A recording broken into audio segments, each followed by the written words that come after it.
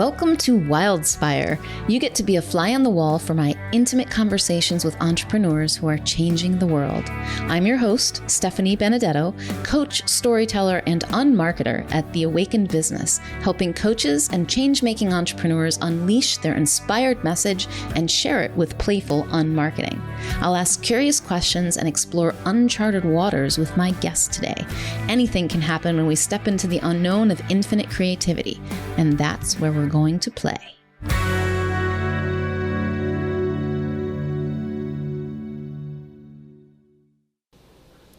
My guest today is the magical DanaGita Stratil. She is a sound healer and overtone singer. And we talk about expressing yourself through your voice, the vibration of life, and she even gives us a special sound meditation treat at the end of our conversation.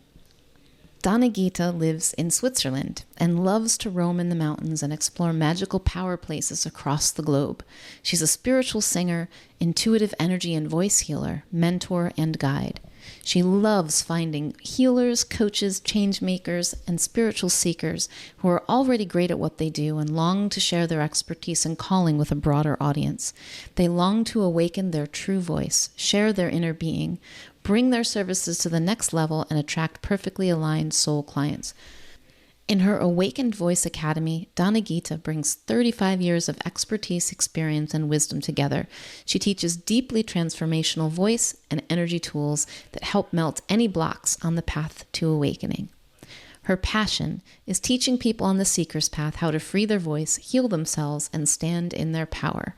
DanaGita helps you transform anything that hinders you from finding your authentic voice to sing your heart out, speak your truth, and grow spiritually. Now it is my pleasure to introduce you to DanaGita.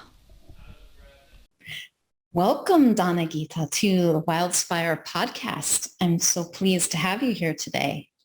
Thank you for inviting me. I'm so pleased and excited. Yeah, me too. And I really love the logo you have behind you. I think it has such a light and powerful quality at the same time, you know? It's a spiral that's full of light and full of even power in it, right? Yeah, absolutely. Yeah. Yeah. Cool. So we met, as you were reminding me earlier, we met in part because of the similarity in our business names. We both have this word awakened. Yes. You have the awakened voice and I have the awakened business. And it was sort of like a connection that we needed to explore. Yeah. So I'm really curious, like, what does the awakened voice mean to you?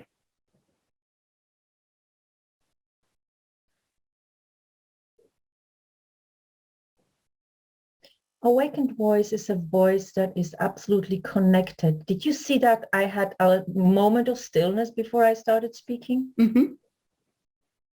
So it's this kind of reconnection to source before an awakened voice is expressed. So it's similar to, when you would say probably awakened business or awakened anything. We are alert, we are aware, we are conscious. And the awakened voice is the voice that is connected to that what is innermost and actually silent. Mm-hmm. That is the innermost kind of the bindu, the inner node of stillness. And from then emanating a voice, whatever it is, whether it's speech, song, or even written. Mm. So it's not just awake, okay, I don't sleep, but yes, it's a little bit like Buddha, like he may be really awakened, although I'm not a Buddhist practitioner or so, but I strongly believe in this journey towards awakened. And one thing is, what I like, people sometimes say, free your voice, find your voice. Well, awakening is an ongoing process. It's a constantly awakening to a new level, to another self-expression, to another impression, so that you can go into expression. That's, in German we say like Eindruck zum Ausdruck. So like you go really inside and you see what kind of impression are there, the inspiration inside, and you express that outwardly. And this is my work. So in a way, some people are talking about inner voice, finding the inner voice. Yes, you have to find the inner voice, but my work is also helping you to express it outwards in a way that you don't have to sort of lose that inner connectedness. And it's a constant practice for myself too. Yeah, I like that you say that.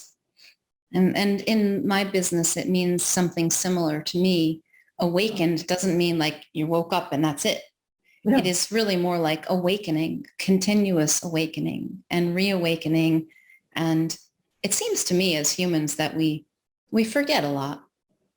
We forget about that silence, that source to which we are always connected, but it goes in and out of our awareness. And when we're awakened, we're in a state of flow with it. We're connected and moving, whether we're still or and silent or in expression. That's kind of what's happening. But it's also very, very normal human thing to go out of that, to get caught up in thinking and forget for falling a little asleep, while. falling asleep, awaken, losing, finding. And well, we do it now as if it was a polarity. Right. Actually, it's a flow, right? It's a in and out, like the web, like the app, like the the sea, and also like the breath, in breath, out breath. It's still breath. It's just kind of this in and out, but it's a flow. I mean, I see it as a flow, but when I'm in it, kind of identified with either of them, then it's difficult. So for me, I have to go into the silent, or kind of into the third point, when you have this balance. I have to go into the balancing third point. And have to is definitely not the right word here. And this is what I then feel, this is, okay. It's like a perception of something that I wasn't aware of before.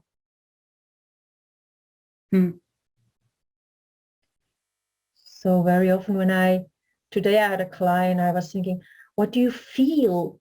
What do you sense in your body, and what do you feel when you speak this way, when you do this kind of sound? Many people are not connected to the feeling and sensation in their body when they hear or when they feel, the vibration in their bodies. Well, maybe more aware people who do yoga or spiritual path, they would probably have more connection to their bodies.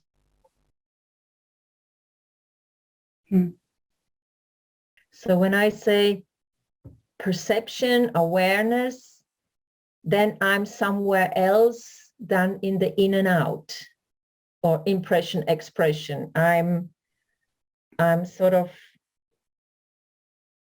in a heightened awareness and a level of higher perception. In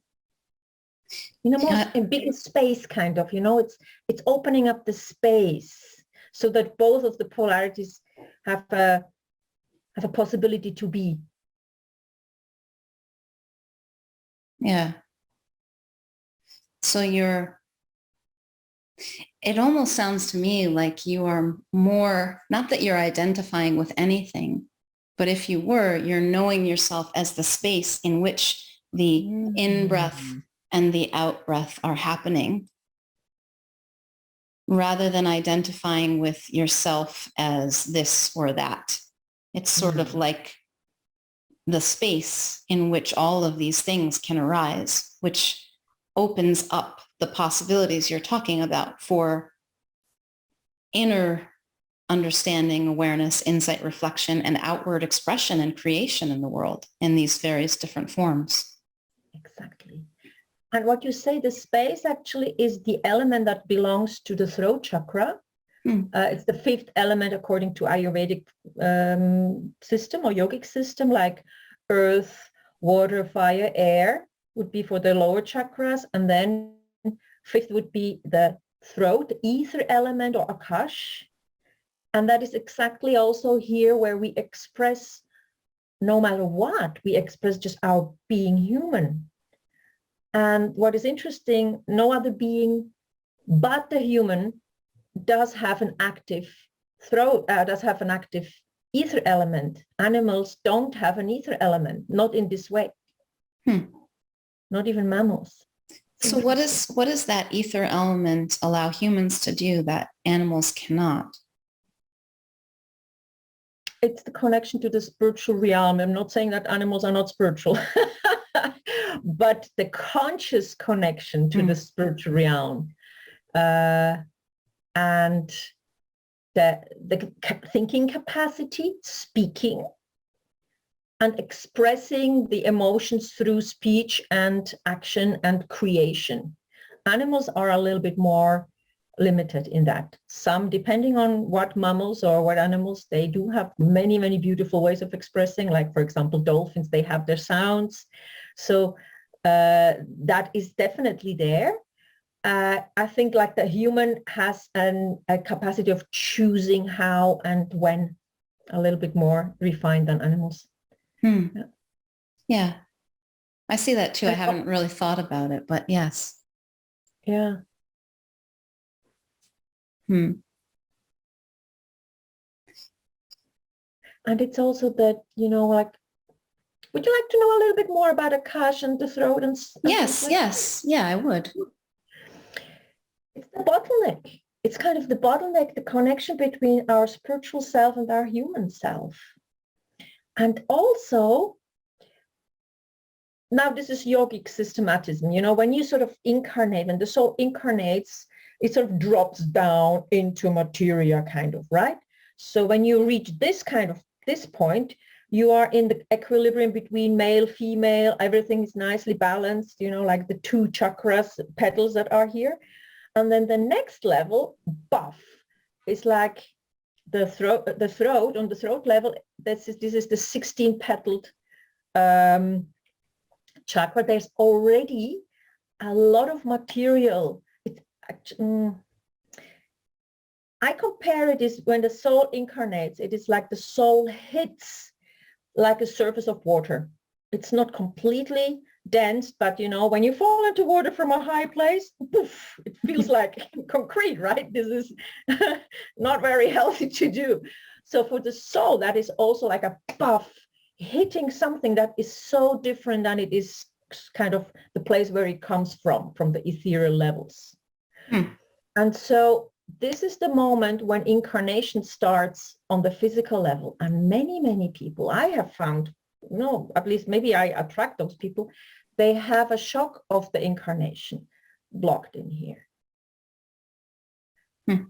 Like this incarnating kind of incarnation pain of having to be confined into a small body, this kind of level I'm talking about.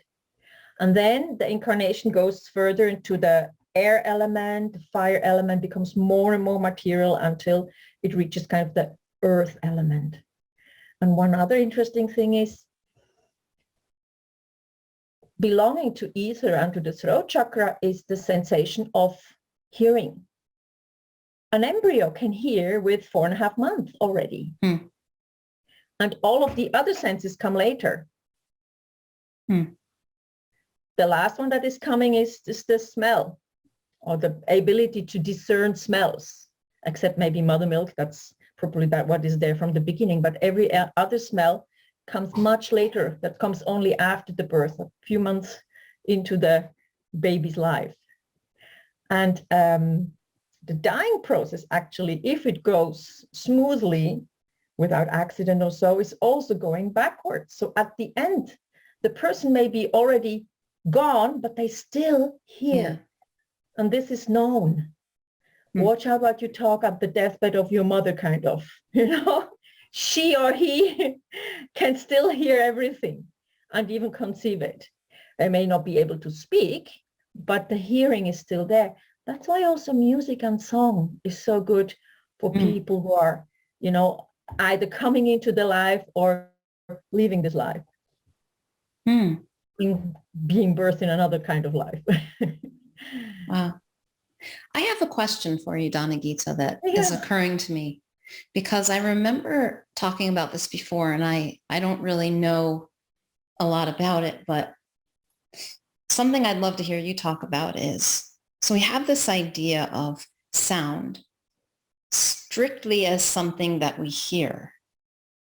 But, right? Yeah, I see on your face already, like there's something about vibration, which is a part of sound, but also like sound is one form of vibration maybe. And then there's light, which also has a vibration, right? So what do you see about the relationship between these, and what can we do with it, or what does it do for us? If that makes sense. Kind of a funny question, but take it any way you want. No, it's absolutely not funny. That's a very high philosophical question, but it's also very material. Yeah. You know a piano, right? Octaves. You have 8 tones, octaves. Now imagine you put the piano like this, and you have a very, very, very long piano with lots of octaves. And every octave is a double of the vibration from the lower octave, like, you know, in hertz, for example, how many times the wave goes up and down. We don't want to go into physics, right? But now you can imagine that light is up there, sound is somewhere here, and material is completely down here in the lowest. And in between there are magnetic waves, electromagnetic waves. There are many different waves, also the waves that we have, radio waves. And you could actually put them on that scale. You have to do a lot of mathematics, and, you know, we don't need to go into that, but this is kind of the physical aspect of it. And so what they said, I think Einstein said it, material is nothing but frozen sound or something like that, frozen vibration. Oh, I need to check that out. But what my teacher once told me, he said that sound is crystallized light and materia is crystallized sound. And now you touch something that is very dear to me, because when I sing, I have a capacity of reaching beyond that what is normally the audible sound. I reach those levels that are in the light level, and exactly there where light and sound level meets, there is a huge potential for healing. In the same way, like there is a huge potential in the healing where sound meets the physical body. And sound, I now also mean other vibrational frequencies, not only the audible sound. That's why we can heal with energy. So in my healing work, I sort of reach up there. It happens. I just can watch that it happens. And that has a very, very subtle, beautifully subtle effect on physical and healing and emotional healing. I'm not saying healing of, you know, it's like, for example, you know, Joe Dispenza with meditation, where they go really inside. So that's the silent meditation. For me, this kind of meditation isn't silent, because I hear sounds. I hear sounds that are beyond the hearing apparatus. They're much higher, but I have a perception of much higher sounds. And then there comes a moment, and this is a graceful moment, which is something that is a co-creation between me, you, our guides, you know, spirit, grace. Woof, when that connects, a stream of healing flows in, a stream of not even energy. That's probably beyond energy, what flows in. It's like, sound is a carrier of consciousness. Light is a carrier of consciousness. Our body is a carrier of consciousness because everything is vibration, but vibration itself is just a carrier of something else that comes in. I mean, this is now just coming. This is how I perceive it. And putting words to it, it's okay, because I think like what I'm getting out of what you're saying, what it's how it's sitting with me. We can talk about these same things. We're putting words to things that are really hard to talk about, impossible really, because once you have words to them, you're no longer talking about the thing. You have a label for it, but still very useful because the words sit on top of that energy, the carrier in the sound, right? Like, so I feel it when you say it. Or that. Yeah. So the idea is kind of flowing through that emotion and that word and that vibration of the word. So it's the logos, that what the old Greek would say, the logos. Yeah. And I use the word feeling in a way that, in one of the communities I hang out in, we talk about the feeling with a capital F. And it's not an emotion. It's a quality of that space. It's a quality of that silence from which everything emerges. It has a certain feeling, which we might call peace or love, contentment, something like, it's like that. It's none of those, but it's like that, right? And so sort of like what I've become aware of, and probably you would perceive this as a sound or on the frequency of vibration, is that when we connect with that, which we're always connected, but when we spend our time there experiencing that feeling or that vibration, however it appears to us, right? It does something. It's magical. It's is healing, right? Like everything comes back into line in the present, and it happens in the present moment always, which is where everything happens. But in it, there's so much that we can use words, but the words are, that's not what's doing it. It's this space. It's this space of awareness or consciousness that you're talking about. It's knowing ourselves as that, with that feeling or that vibration. Sort of, that's insights can come in. We see something new about the world that helps us to correct a misunderstanding. I think even the body can change as a result of that, right? Yeah. Yes. Instantaneously, almost. Yeah. Yeah, definitely the energy system can change. I mean, we have proof of that with many healings of many masters in all cultures. Shamans and yogis and Christ and in every culture this is known.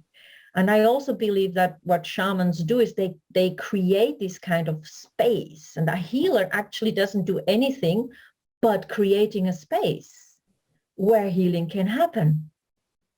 So in a way, when I open up a space, I create a vessel so that the sound can manifest or the light vibration can manifest. You probably know people who sort of shine a light just by their smile, or even not smile, just you feel that there's some emanation from them. Yes, because they have become a vessel for that to be able to manifest. Yeah. So that space, or that spaciousness, I've studied a lot of old scriptures in Indian scriptures. So For example, it would be called spanda. It's not an empty space. It's absolutely full of. But you can't have a word behind that off because then you would limit it. So it's like it's spanda actually means divine vibration, or it's one of the possible translations, which is again just bringing it down to mind level. So it's beyond mind. And I also challenge people sometimes to think beyond frequency, beyond vibration. Because I believe vibration is again still a material form, even if it's very, very fine. So what is beyond this cosmos? What is beyond this universe? Yeah. So when someone comes to you and they want to have an experience with sound for themselves to assist healing, or maybe to use with other people to assist healing, or to their voice, whether, as you said, it can be in many forms, their spoken voice, the written voice, the things that they create. It's an expression, right? All of that is creativity and expression, fifth chakra, right? Like it's all very related. Playing with colors on the paper, yeah. Yeah, all of that. Yeah. What is it that,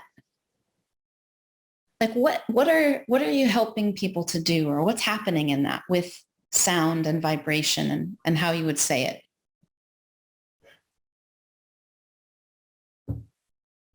I call it my A key system. Okay, system is, just have to laugh about that word. But what I do, like in the beginning of the AVA, for example, the AVA, the Awakened Voice Academy, is aligning, attuning, anchoring, and everything with awareness so that awakening can start. So aligning what you just said before, so we align, we align, and that alignment is for many people there, but it's maybe just, tiny alignment, but it's an alignment to the higher self. It's alignment to the ground. So within that, there is deep grounding. And there is also a letting melt what is hindering us to allow sound come through. I mean, sometimes people just say, my voice chokes when I want to speak up. And then sometimes I have to look at a few, what a word. So we are sort of exploring what is there to hinder them, maybe even some past things, like childhood, past lives, whatever comes up in the process. But the alignment is really aligning into that, what you are, and also into your path ahead. So not so much in the past, as you know, that nowadays healing the past is much easier than it used to be 20 or 100 years back. We can heal much faster nowadays when we are aligned in this sort of inner Ausrichtung is the German word. The inner awareness of who you also are, like your spiritual being. And the next step would be attunement, like you really tune into that inner voice. You become you sort of try and find that voice of your soul. So there is a tune, and it's a sound signature. Your soul does have a sound signature. Like, for example, every emotion is a sound signature. Laughing, crying. This is a sound signature of a feeling. So also your soul, and I like to call it soul sound signature or soul song. That what you sort of are within you as a soul incarnated in this life, in this body here. And then the next step, and that is the most important one for me, I mean, it has been for me, and that's why probably I'm also apt at teaching it, is the incarnating it into the physical body. It's the anchoring, it's the embodiment, some people would call it. So embody that what you are up there from up to down. So like through the chakras, but also through everyday work. And in that, for example, is breathing exercises, singing exercises, opening up your chest. I'm very good at anatomy. I have 35 years of experience, and I've written a book about it. So, there's a lot of knowledge about how this instrument works and how the voice works. So But that has come, interesting enough, that has come very much into the background. I teach much more the more spiritual and soulful aspects, and that other just happens on its own. People just suddenly, puff, know how to open their mouth. People sometimes come and they just don't know how to open their mouth, and then we work a little bit and suddenly max, and the sound comes out. So it's like I'm going from I'm going deeper, higher, however I want to say it, and then it manifests, or it everything that you don't need on that path drops away. Mm. This is how I see it. And if we go further, then there is the allowing, the attracting, the acceleration of, also vibrations. I have studied Indian music therapy where we can transform immediately, like emotions with sound in a higher vibration. And this has been a very, very valuable path for me. But it's so complex. In a way, it would take us for years to do it that way. Similarly to yoga, if you really want to transform everything, the yoga way, it takes years and lifetimes. And I find that nowadays, just really aligning and attuning, whoosh, something happens so that the process is much easier than before. And I really like the example from Joe Dispenza, where I know a little bit about. It's just really going into that deep inner space, and poof. I mean, it's not poof, it's also inner work. You have to stay at it, but it's a way of working with consciousness, awareness, and inner sound, so that the outer sound can become beautiful. Yeah, the sense I'm having, and this is not what you're saying, but it's just how it translates a bit in me and through my experience. I've become more and more and more, I've fallen more in love with this space. And I love the word that you used for it, the divine vibration, which is, you can translate the space of, but you don't like that, because it's the space that I think of it as nothing, everything, all. It's that full and expansive, right? That when I spend time in that space, it not only does it feel awfully nice, it changes things. Does it also change time? Yes. Like time doesn't exist there. Yes, exactly. So like time is a concept of the mind. So only when I'm hanging out in my mind is there time at all. And it's like, yeah, it evaporates. Yeah. And so I've become I've started to put more and more, focus is not the right word, but like there's more and more of an invitation to that. I'm inviting it more because, it's like, that's where it happens. Whatever it is, whatever transformation we're looking for, whatever healing we're looking for happens there.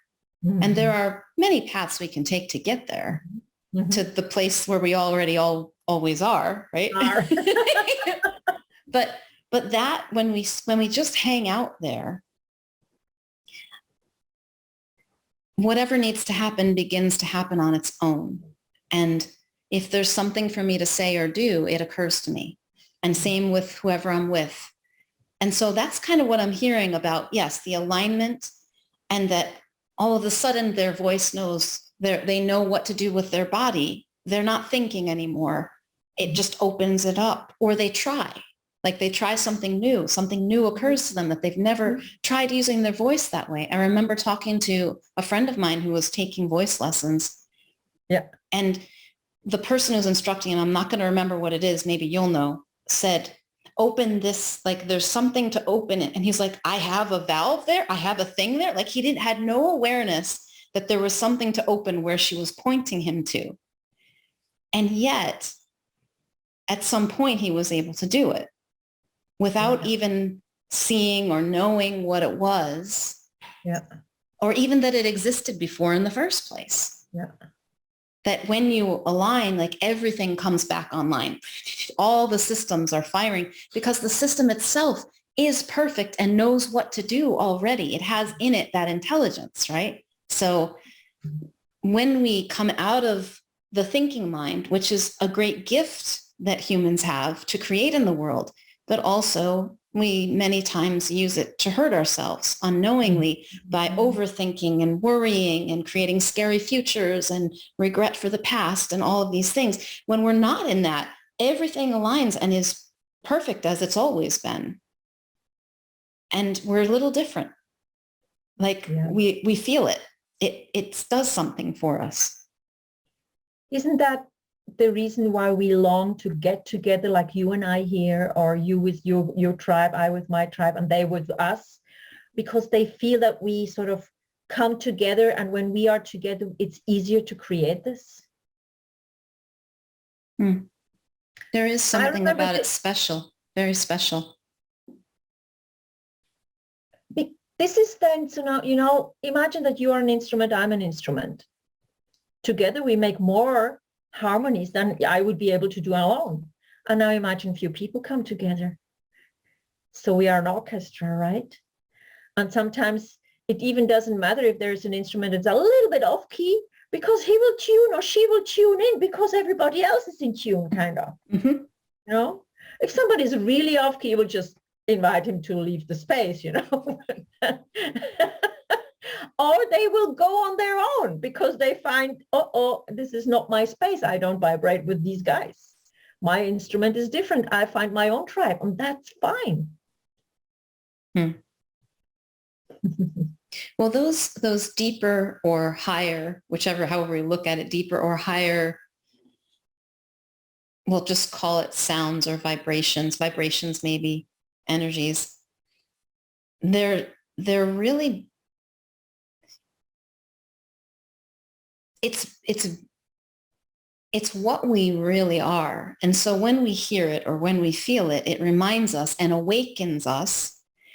And so it tends to have that settling effect. Even if only one person or two people in the group, right? Like we all kind of start to settle together, and then we can experience it even deeper. It feels even deeper. I don't know that it actually is, but for whatever reason, the experience is magnified, it's amplified when we're together, right? I think this is also the gift that the humans have for each other, because we give each other presence. Presence, being in the present moment, is a gift, a present. I give you a present by being with you here, and you do the same. And that's why we then can create something. I mean, it creates itself, as you see. And sometimes we even create it. I can tell you, for example, this week I was working on a video, on a webinar. And it has been such a struggle. I wanted to do it the right way, you know, like how you should do it. And then I was still always a little bit concerned. Well, is this still aligned with me? Does this still feel good for me to do it this way? And I had to sort of go through it. And in the process, I realized I have to constantly realign and attune to what my inner voice says, you know, go into that tune of who I am. And then tune into that, what I've been told I should be doing, you know, because I mean, I have coaches or teachers, and yes, I want to listen what they say to see what of their melody fits to my instrument, kind of. What of their melody can I play with my instrument? That's a good one. So kind of they give me a score and I'm not quite sure whether I can play it. So, but I realized I have to constantly realign in this process. And then I got help. I had somebody who came and we were just working through it together, and suddenly it was flowing because I was out of my kind of stuckness. Immediately a space opened up. So I'm prone to that process all the time, every day. Maybe I can do it more with singing, but with writing text for a webinar, that's a new level for me. So that's a challenge. Every new challenge is kind of bringing out the challenge. Yeah. And that's really interesting, DanaGita, because And for me too, right? It looks like in these areas, I can do that, aligning and attuning and just being in flow and expressing. And in these areas, it seems hard. Yeah. And for a lot of people in who I work with, because I'm working with entrepreneurs in business marketing and the promoting and the selling and the like putting themselves out there, like all these words come with not so fun feelings for a lot of people, right? And yet when they're with their clients or they're doing what they love or they're walking in the woods or they're playing with their children, they do it perfectly. And it's no different. We just think it is. It's no different here than it is over here. It's portable. We can take it. We take it with us wherever we go. Same equipment, same thing to align to, same song. Same instrument. Yeah, same instrument. Yeah. I think even that through this process that I went through, I have acquired even more tones on my instrument. You know, I can play more tones now. So every process where I struggle with something also leaves another vibration back within me. If it would not be, then I probably would say, no, this is not for me. I need to leave that room. So I hope. Sometimes probably we also have to say, no, this is not my path. I'm not going that way. But sometimes it's interesting to sort of struggle through something and finding that, oh, actually, maybe I don't take it 100%, you know, but I find my compromise that is better than what I would have done on my own. Yeah, yeah. Well, kind of what I'm hearing in this is there are two different pieces. And one is that when we show up present with anything, something more than us comes through. More than what I know, more than Stephanie's experience or skills can come through. And then there is this other piece of mastery, the learning curve. Like you have a mastery with voice that I do not. And yet for both of us, when I show up present, something can move through my voice that is beautiful and bigger than me. But you have an instrument that you have learned to master and play in a certain way. And so they're both at play. If we think that we're supposed to play like a master when we're just learning, you know, we still have the genius, the inspiration, the flow moving through us, but it's going to be different than it is for a master. Yeah. Right? Does that make sense? Like, and I think sometimes we get confused. Yeah. I like when you say, even if I'm not a master, if I'm present in that struggle, I call it struggle. It is a struggle sometimes, but being present in the struggle opens the space. Yeah. And then you sort of flow through the struggle. Struggle is like sort of swimming against a current. Yeah, sometimes we have to swim against the current to find a new current that is sort of that we swim along with. That's a good one. I like that. You know, sometimes like in lakes, there are currents, or in the sea, there are currents. Sometimes you have to sort of swim there to get there. Yeah. Yeah, it's not, I don't think either one of us is suggesting that it's always going to feel easy and it always feels like flow. It doesn't seem to me that that's what happens in this human existence. There are challenges. There are, you know, shit happens, as they say, like, and it's going to. But the way, like, there's always that presence available. There's always that space available because it's what we are. It's what we're always resting in. So the more I do that, the less it feels like struggle, even when there is work involved, even when there are challenges. It's like I can relax into that a little bit more. And it still might feel hard. Like I think I was talking to a friend who was experiencing a lot of pain and grief. And he said, I am okay in it, but it's painful. It's still painful. It still hurts. Like it actually hurts. Yeah. And it is. And it just is. It is. You are present with that. Not trying to think yourself out of it, or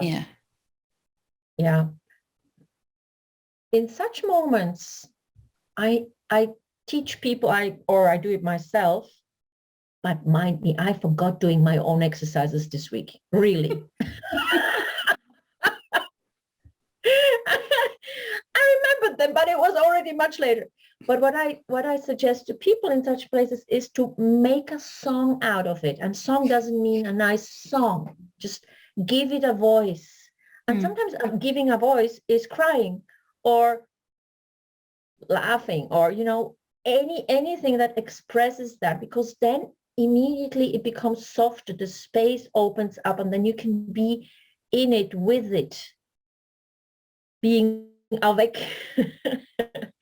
the French would say, like probably your acquaintance said, I'm in it, it still hurts. And making a song out of it sort of slowly releases it, because the voice is really activating this space also throughout the body. Space is not only here. You have a Akash element, you have this ether element everywhere, like you have water everywhere. It's not concentrated to the chakras. It's everywhere, and it can open up what I call the frozen emotions. So that there comes the flow again. So this is how I use sound. Sometimes I do it for people if they're not able at that moment, and very often I invite them to do that with me. So is this a good time for us to have an experience of it? If you're willing, does that feel good? A little sound? We should do that. And we will also invite all the listeners. I think that would be good, huh? Yes, please. All right. Okay, so let us feet on the ground, the usual grounding. And just imagine that we are a line between heaven and earth, because we are being between heaven and earth.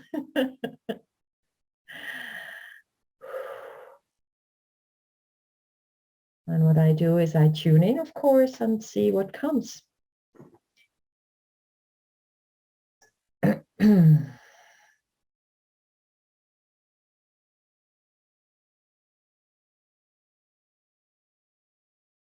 It comes right now.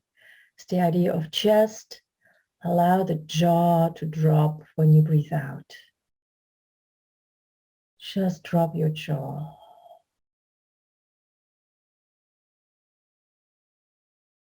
Just sort of see whether the jaw has its own weight and can move a little downwards towards the earth. And can you feel that your tongue can also kind of be really lazy in your mouth?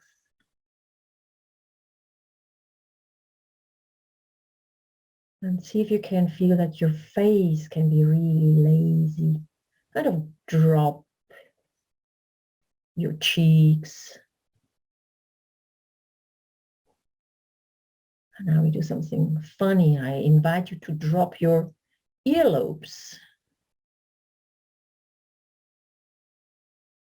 And it's easiest to do that with every out breath.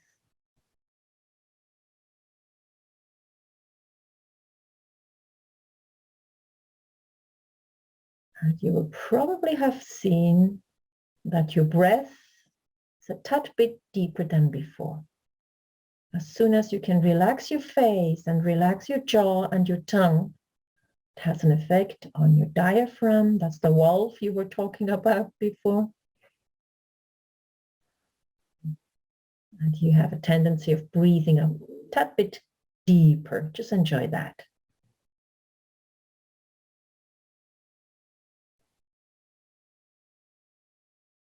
And I invite you to feel the breath caressing your voice cords. Voice cords, like the area where that kind of the production area is of voice in your throat.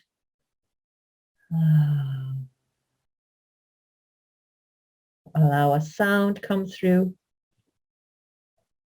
whatever comes. Um,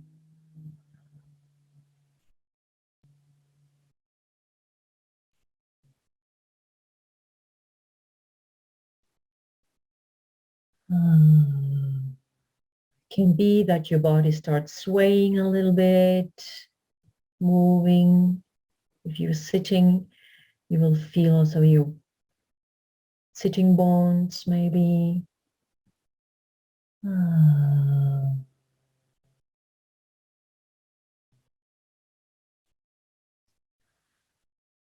And now I invite you to become aware of the space in your mouth. There is a cavity, there is a cave. You can explore it with your tongue a little bit. No, that's just kind of an intermezzo. You can feel that there is a cavity, right? So I invite you to now feel the sound kind of vibrating in spirals in that cavity. And move your mouth in such a way that you can sort of explore different cavities, different spaces, spaciousnesses in your mouth. That's your first resonator that we want to activate. Go back to the breathing like we had before and add that little exploration of your cavities. You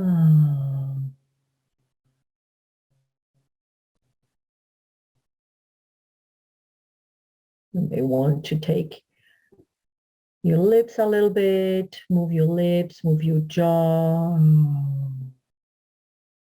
A little bit like chewing. Yeah, and yawning. Yawning is always good.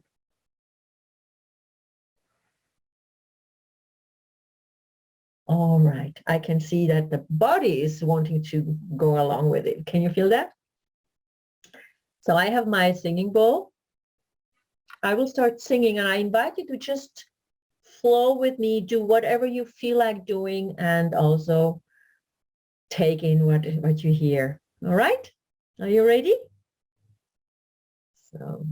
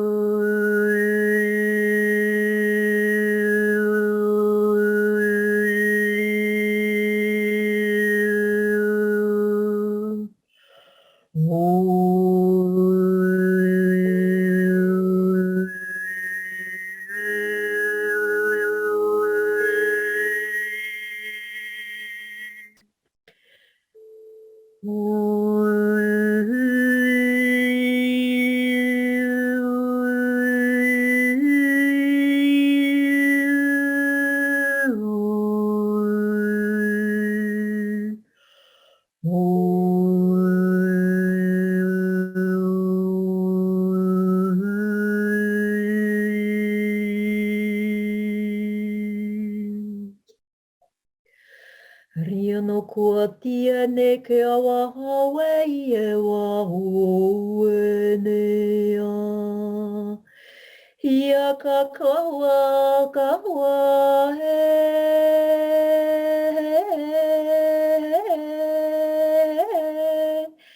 he. Yakawa.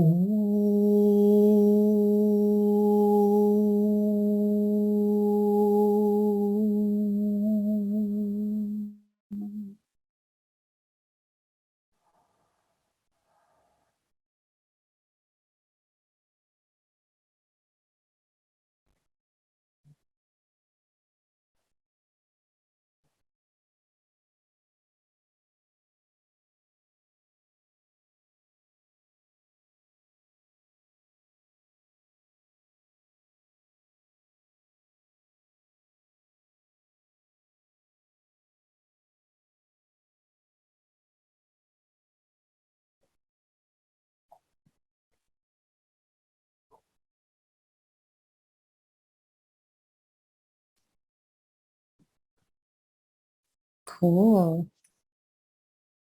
Thank For the you. journey.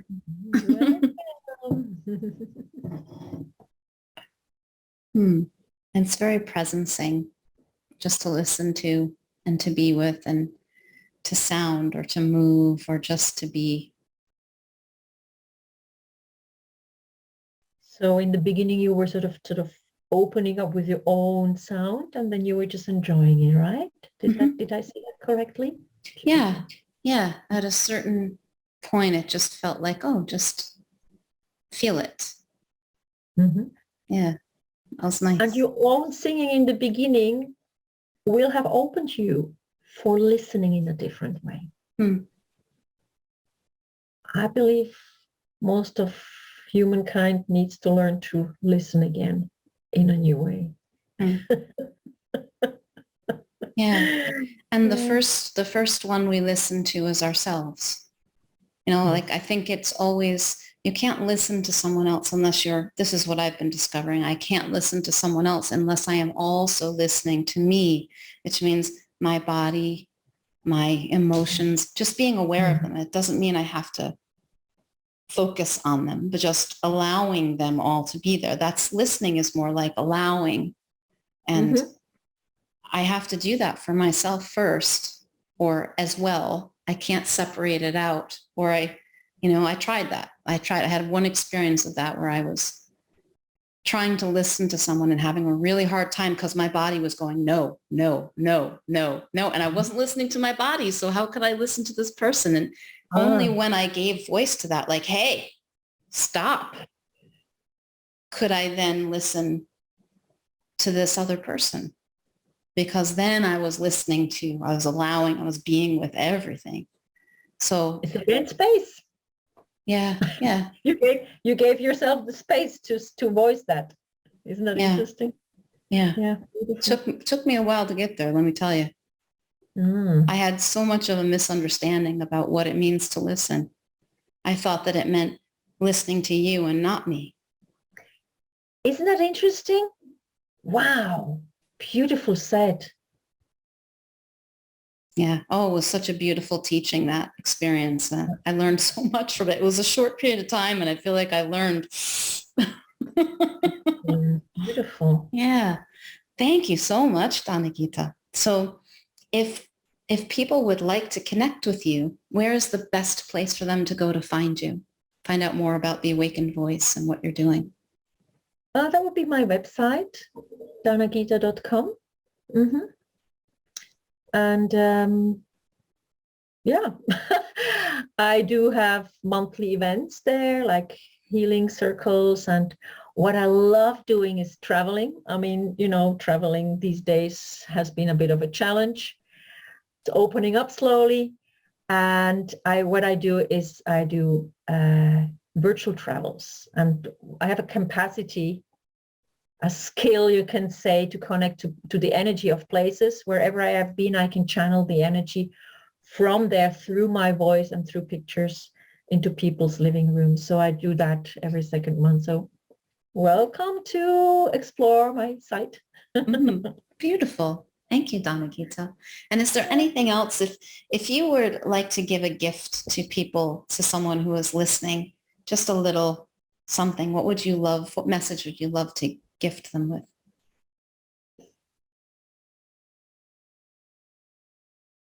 Breathe through your ears. Next time you listen to music or to listen to somebody you like, breathe through your ears and see what happens. Breathe in through your ears. This is why I said sort of drop your... I really liked that, by the way. That was cool, right? Because it sort of lengthens your ears. It opens up your ears. I felt it. It felt like my ears actually got longer. And I was like, well, how about that? I don't think I've done that before. Because we were just talking about the listening, and listening is opening up of that space, that spaciousness. It's the listening to the inner voice, but it's the listening to the birds. And if you go outside, try to breathe in through your ears and see. I mean, we are spring here soon coming, our way. So see what happens when you breathe in those bird sounds or any music that you like. Don't do it with things that you don't like. That's maybe a caution here. Beautiful. Thank you so much, DanaGita. I will Welcome. do that. It was my pleasure. And I'd love to hear anyone who has been listening to this, how you liked it. Please let me know. I will leave links and things in the blog post and in the description below the video as well. Thank you so much. Thanks so much for joining me for today's Wildspire conversation. If you'd like to receive a weekly Wildspire email from me filled with inspiring stories, unmarketing experiments, tips for playing your way to impact and income without the hustle and hype, insights from my spiritual business journey, and more, go to theawakenedbusiness.com/Wildspire. Until next time, may you know yourself as the gorgeous wild creation you are.